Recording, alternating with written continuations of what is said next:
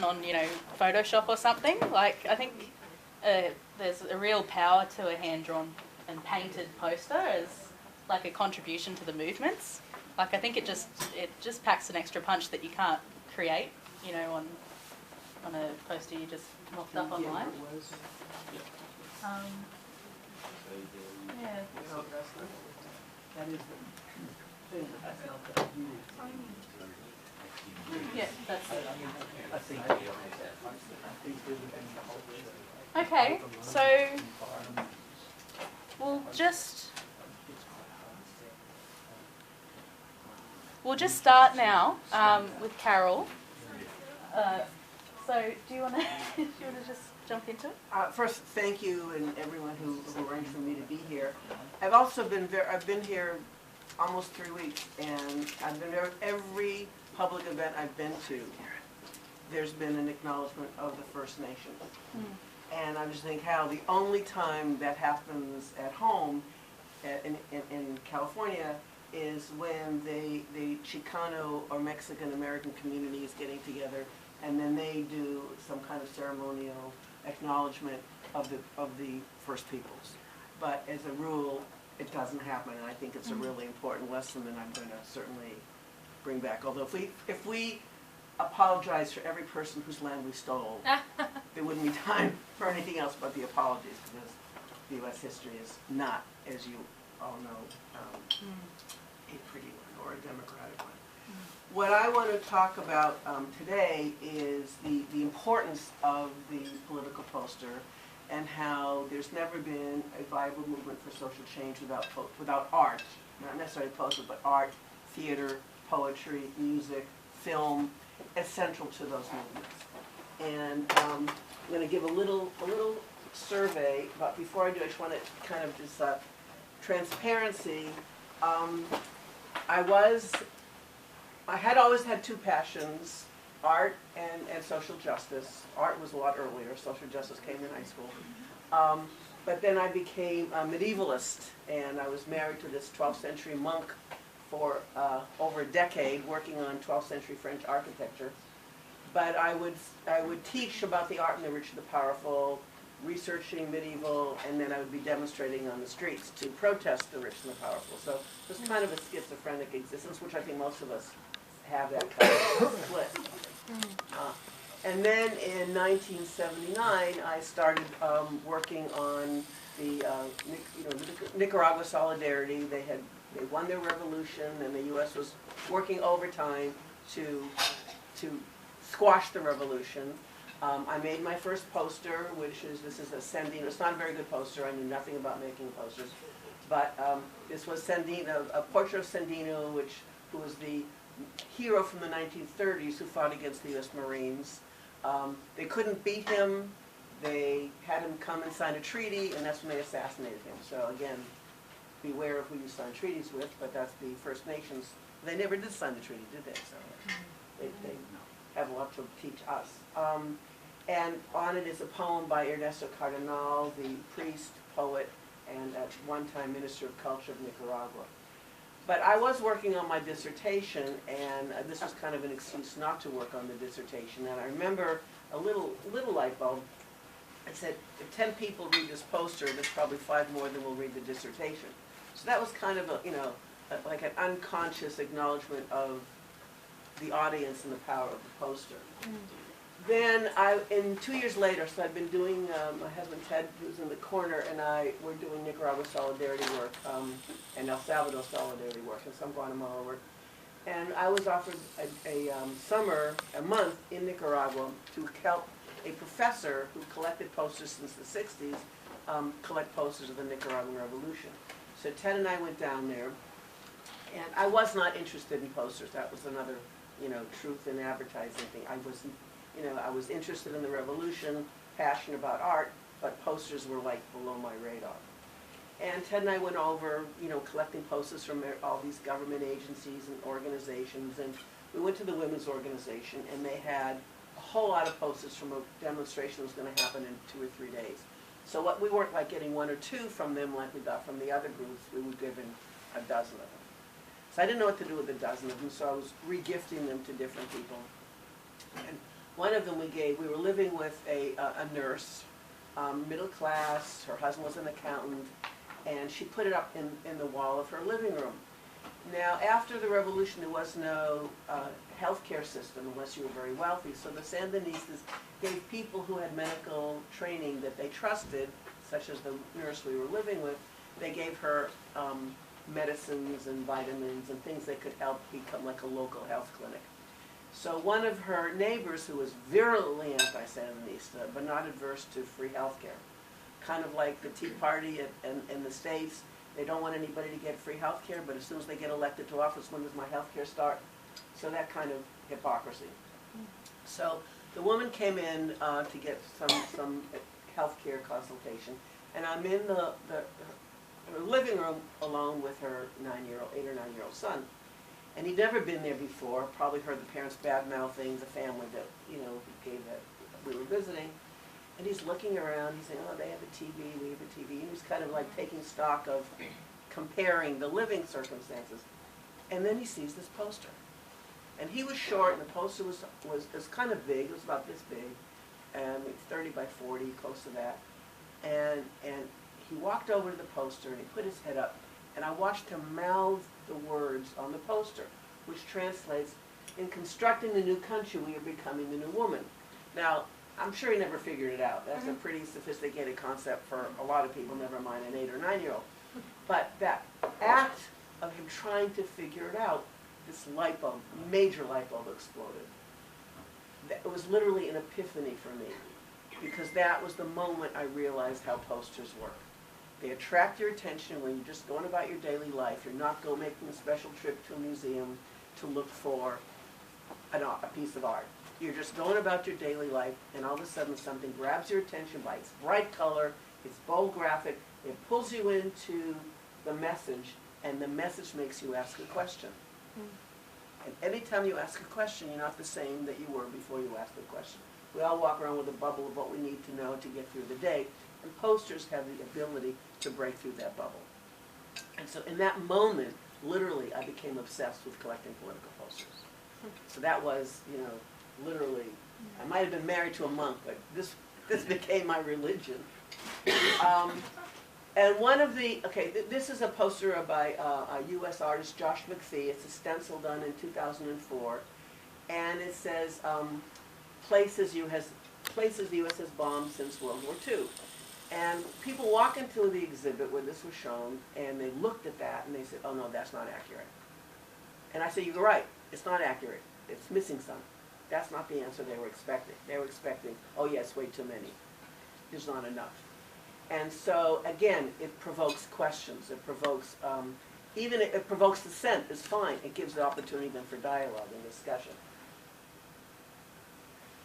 The other thing to consider is who your audience is. Different audiences require different kinds of approaches, different kinds of graphics.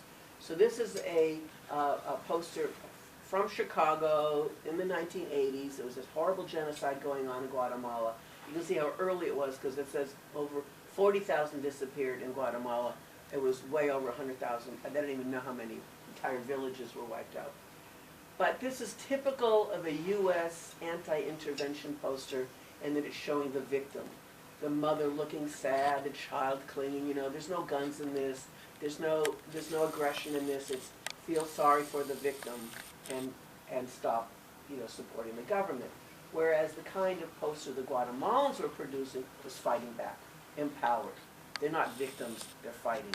This is a poster for the freeing of detained Unionists that were imprisoned in Guatemala around 1980. We don't know where exactly it was made. It would have been too dangerous to do it in Guatemala. It probably was made in Mexico or someplace like that. But the quetzal is the national bird of Guatemala. It's also a symbol of hope and rebirth, kind of like the phoenix is, recreation from its own destruction. And here the quetzal is breaking out of the prison. This is a poster by Tommy Ungerer, still alive, done in 1967 about the war in Vietnam. And it was always one of my favorite posters, partially because it's so few words, the graphic is completely understandable, and also it's as appropriate for the war in Iraq or Afghanistan as it was for the war in Vietnam.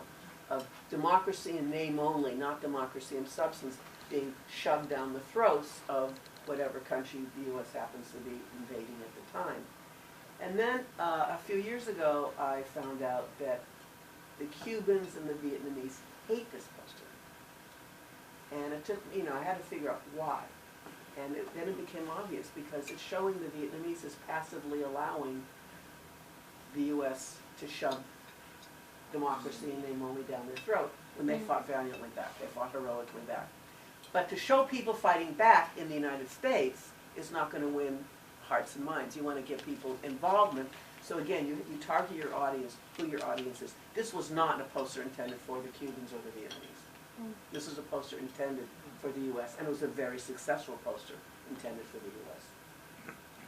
You're probably all familiar with this poster, World War I, British, Albert Leet, the designer, using what became a very, very famous, iconic gesture of the pointing finger. So the British did it first. So this is the concept of this section is appropriation. The poster artists often borrow images from other artists. And it's a way of image recycling, keeping really powerful images out there. Because posters are not, they're ephemera. They get destroyed either by people who like them or people who hate them. They get destroyed. They're not taken care of. And this image recycling really keeps something effective images alive.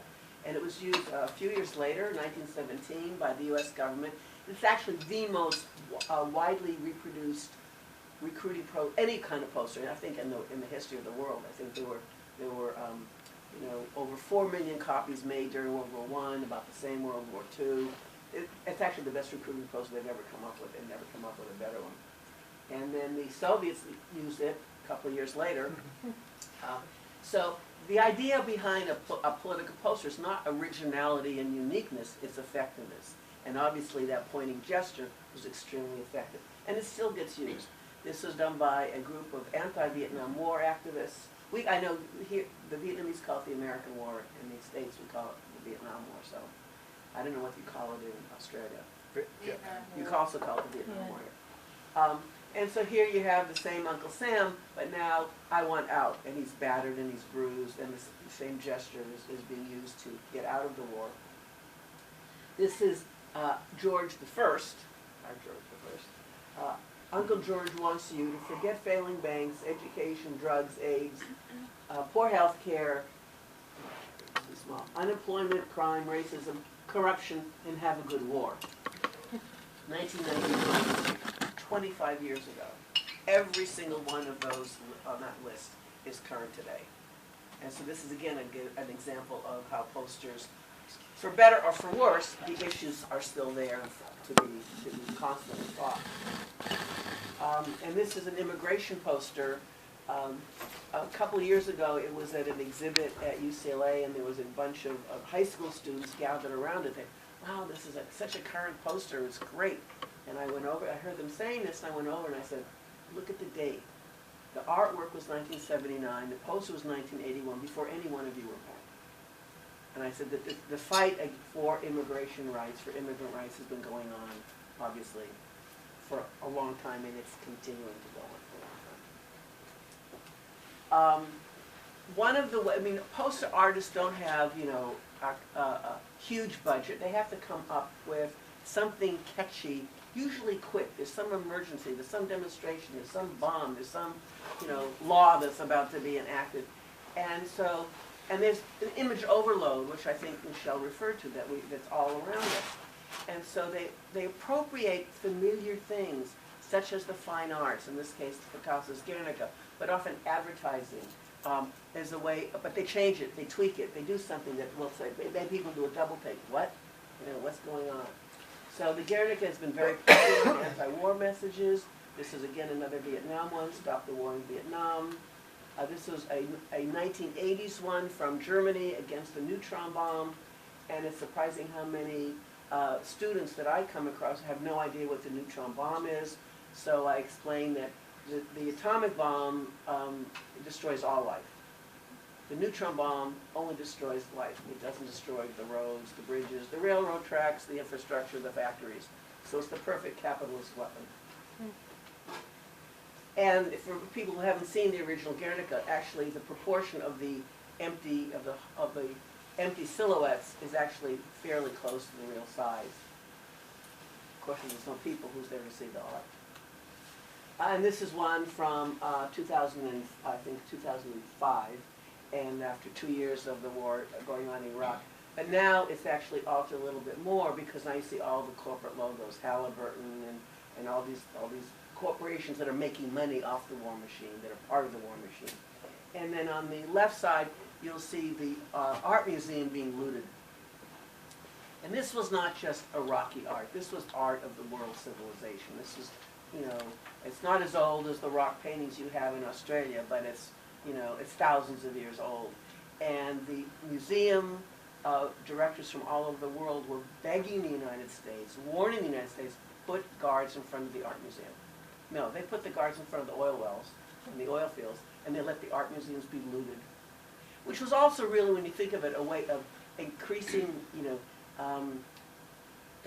not demeaning, that's not the word I'm looking for, but discouraging. You know, it's the opposite of empowering. So it's taking away. When you steal your heritage, when you steal your history, you've taken something away from people that they still haven't found most of it. Mm. So I think it was really intentional that they let the, you know, they'll never admit it, but they'll let the museums be looted.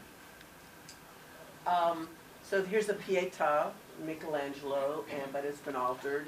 War is good business, you know, invest your son. This is another Pietà, but now this is done in 2004 just before the re-election of George Bush II, is a way of trying to get people motivated to stop it. And so now the Pietà is the Statue of Liberty, and the dead Christ is a U.S. soldier. And this another one from 2009. This one really combines, I love how it combines Christianity, Judaism, and Islam. Because you have obviously the Pietà is Christian. But she's wearing a chador, which is Islamic. But the slogan, which is in English and in Arabic, is never again. Never again is what the Russian commander who liberated Auschwitz said when he saw the atrocity at Auschwitz. So you have an aspect of Jewish history combined with a contemporary reference to Iraq and Islam. So it's just like, you know, it's, wow, pulling it all together with very few words. It's just got 2 words in 2 languages. A very famous Goya, Saturn devouring its children, from the 19th century.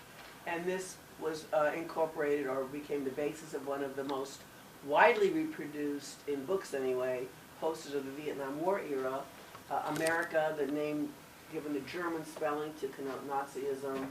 America is devouring its children.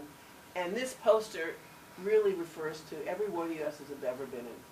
America is devouring its children and everybody else's. So, and it was anonymous for many, many years. By accident, I actually found out who made it. And I was so excited to meet him. And I said, "What else have you done?" He says, "Oh, nothing. That's the only poster he ever made in his life." But it was a good one. And then Richard Serra, who's a very famous sculptor and minimalist artist, did this poster, and it was also, again, to prevent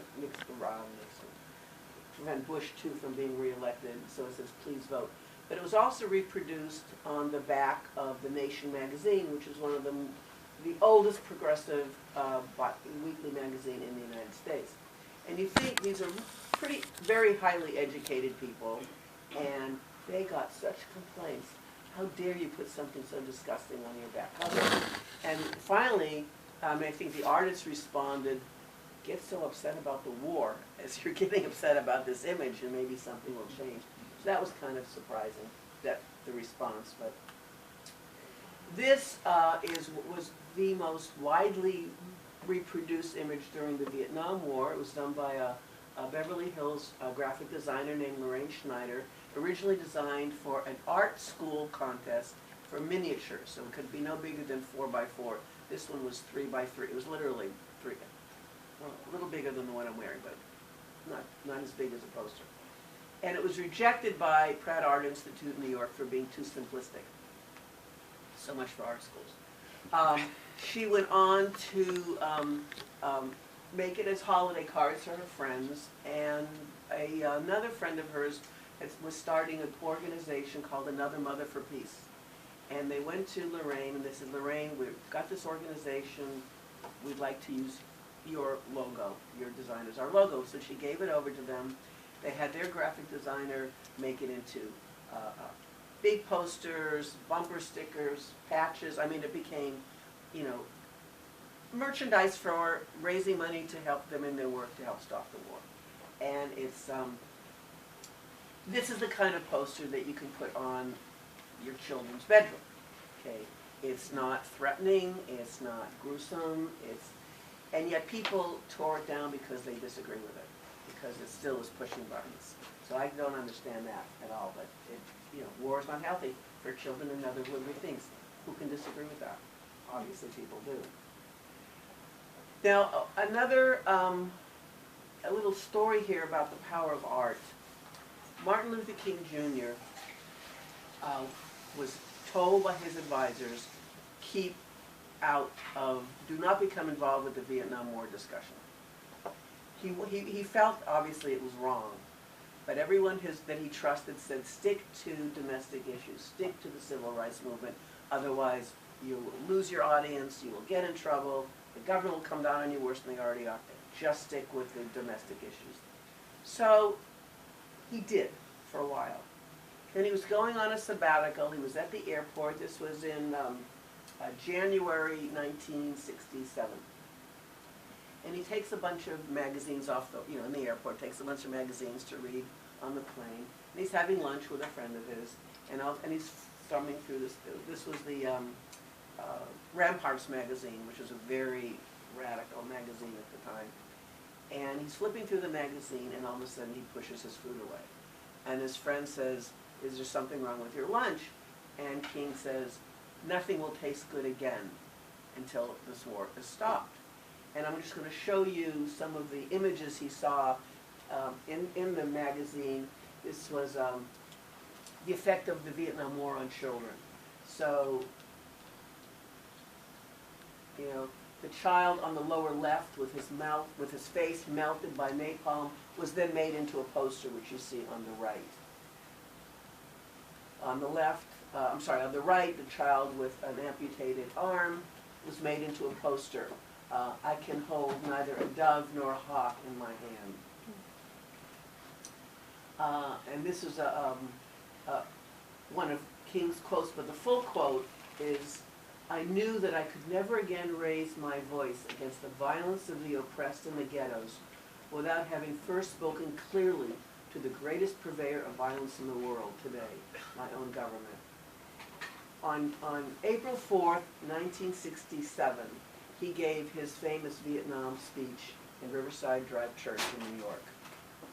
That's when he came out, that's when he made the statement, that's when he came out against the Vietnam War. 1 year to the date, on April 4th, 1968, he was assassinated. And the common idea is that he was assassinated because of his Vietnam speech, and the date was not an accident. So this is an example of how images change someone's life and change all of our lives. This is another, I consider this one of the, 4 or 5 posters that literally changed world history. How many recognize it? Just one. It's the My Lai massacre, and it was kept secret from the U.S. population for over a year. It wasn't a secret from the U.S. military. They documented everything. It wasn't a secret from the Vietnamese. They lived or died through it. But it was kept a secret from the United States, populated taxpayer. And Seymour Hersh, an independent journalist, finally revealed the story. Over 500 unarmed civilians, primarily women and children and elderly men, were literally massacred by Charlie Company. No gunfire, no weapons were ever found, no gunfire was ever shot, only at these people. The women and girls were primarily, they were often, they were raped, they were tortured, and they were thrown into a ditch. And you see this photograph. There's one story, and I'm not going to tell you all the horrors that you can find, if you're interested, they're out there, but this baby managed to crawl out of the ditch, and they were eating lunch. The soldiers were eating lunch, and the guy in charge, Lieutenant Carole, was the only one who went to jail, but he was really scapegoated. It should have been a lot more people gone to jail, a lot higher up. He told one of the soldiers to shoot the baby, and the guy says, no. And so he just took out his gun, shot the baby, and then went back eating his lunch.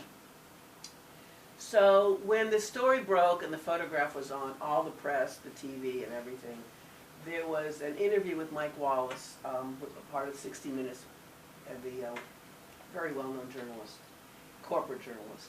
And he was interviewing one of the soldiers, Paul Medlow, and he asked Paul, he said, and babies? And Medlow answered, and babies. So the next day in the New York Times, the Q&A was literally printed as a Q&A, and the Art Workers Coalition, who were working out of the Museum of Modern Art, this was before Photoshop, this was before the computers, they had to do this all, old school. Photographing the New York Times, blowing it up, that's why the letters are so wavy, but it adds to its grittiness. And they actually got funding from Museum of Modern Art, which is Rockefeller-based museum, to do a poster. But as soon as one of the Board of Trustees found out what they were going to do, he cut off their funding. So they found funding other way. They produced 50,000 of these posters and sent them all over the United States and throughout the world. And the photograph first called people's attention to it, but you've heard the slogan, if it bleeds, it leads, and then it's replaced by another gory photograph. But the poster kept it out there in people's consciousness. They couldn't let it get wiped away by the next headline, by the next photograph.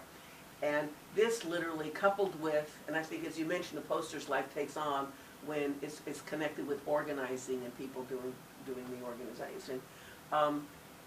This changed the opinion of the U.S. population. Up until this photograph, they believed the lies. They believed the war was winnable, they believed it was a just war, all the lies, typical propaganda lies that are come out. But after this war, they were horrified. This is not what they thought their tax dollars were going to be used for, killing women and babies. So this poster kept it out there in front of people. That same journalist, Seymour Hersh, is the one who uncovered the Abu Ghraib tortures. So it's interesting how one person can make a huge difference. So you're familiar with this photograph of the hooded man with the wires in Abu Ghraib prison in Iraq, and it's been in a lot of posters. This one's a takeoff on the slogan we had at home. I don't know if you had it here, the Got Milk commercial. So it was a very kind of widespread commercial instead of using that Got Democracy. And this one is one of my favorite uses of it because in 2004, when the Abu Ghraib photos were publicized, was the same, almost to the month, when that Apple iPod ad was debuted, a very prize-winning ad with the dancing silhouettes with the white wires. So several artists picked up on that, and there was an artist in New York and an artist in Los Angeles who literally had the same idea at the same time of combining the Abu Ghraib photo with the iPod ad. This is the one from Los Angeles, and this is the one from New York, and you see how they literally, it's like the perfect culture jamming. They inserted the protest poster in the middle of the real ads as you're walking down the street, as you're walking to the freeway. And what happens is, first you do your double take, because it's not what you're expecting, and then it's in your head permanently. I could never walk by or drive by the iPod ad without doing, is that the real one? Is that the protest one? So even if it was the real one, I was still thinking about the protest one. So it's just a brilliant way of getting inside an audience's head and making him think about the struggle. And this, of course, may be the Abu Ghraib for Australia. This, I'm waiting to see this in some posters. If it does, please make sure I get one or two. But this is, that they're doing this to a teenager is, there are no words to express that. This is, of course, in Darwin, as everyone knows. Now, there's another hooded man, much older. This is World War II. This is 1942, done by American Jewish artist Ben Shahn, who was working for the U.S. government at the time, doing anti-war, no, not anti-war, he was doing World War II propaganda